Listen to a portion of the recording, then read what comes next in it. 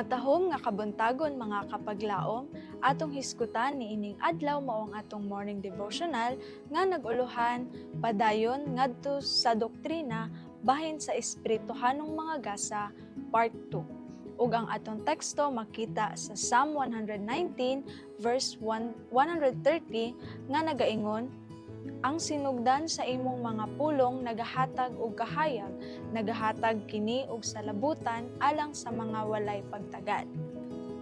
Gahapon atong nahibaluan nga si James White nagpasantop sa pagkalabing hataas sa Biblia ingon nga usa ka magtutudlo alang mga Kristohanon sa ilang mga buluhaton. Sumala kaniya ang kagamitan sa gasa sa tagna dili lamang alang sa pagmatuod sa mga kamatuoran nga natigom nagikan sa Biblia ug sa pagtabang paghiusa sa katawan sa Dios sa mga pagtulun-an sa Biblia ug usab sa pagdala kanimo balik ngadto sa Biblia. Adunay usa ka importante nga punto dinhi. Usa sa husto nga mga kagamitan sa espirituhanong mga gasa mao ang pagdala sa mga tawo balik ngadto sa Biblia. Sa paghimo ni ana nga punto, nakabut ni James White ang usa ka mahinungdanon kaayo nga pagsabot. Kanunay kaayo mapakyas ang mga Adventista sa pagsabot sa husto nga buluhaton sa espirituhanong mga gasa. Ang uban mogahin pa og labaw pa kadaghang mga tagna ug kusog sa pagtuon sa mga sulat ni Ellen White labaw kay sa pagtuon sa Biblia. Ang mao nga dalan supak sa pagsabot sa iyang buluhaton nga gipadayag ni James White ug Ellen White ug sa tanang ubang mga pioneers sa Seventh-day Adventism.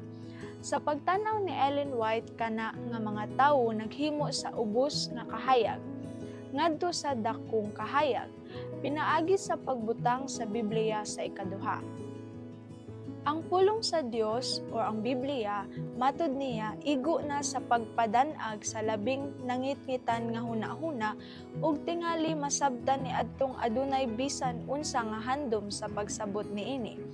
Apan bisan pa niining tanan, ang uban nga nagaangkon sa paghimo sa pulong sa Dios nga ilang gitun-an nakaplagan nga nagkinabuhi nga supak sa labing tin-aw nga mga pagtulun-an.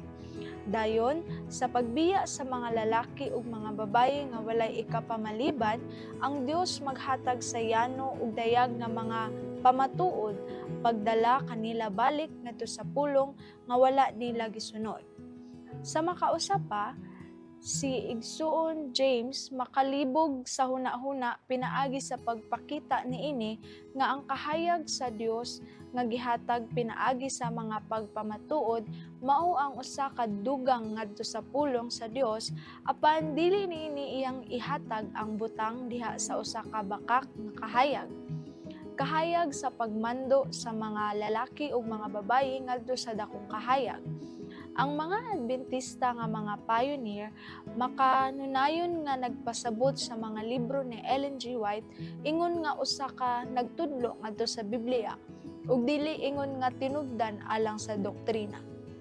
Gani, usa ka rason nga ako sa personal nagtuo nga siya usa ka tinuod nga propeta mao nga sa kanunay iyang gitudlo ang iyang magbabasa ngadto kang Hesus ingon nga maluluwas ug ngadto sa Biblia ingon nga ang kahayag.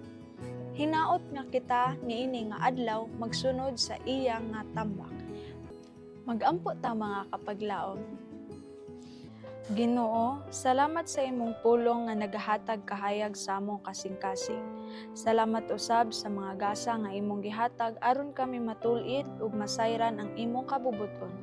Tabangi kami nga magpabilin nga magtuon ug magpuyo sa Biblia ingon nga among pinakapundasyon sa pagtuo.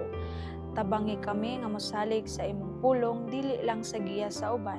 Salamat sa balang espiritu ug sa imong mga gasa sa ngalan ni Hesus. Amen.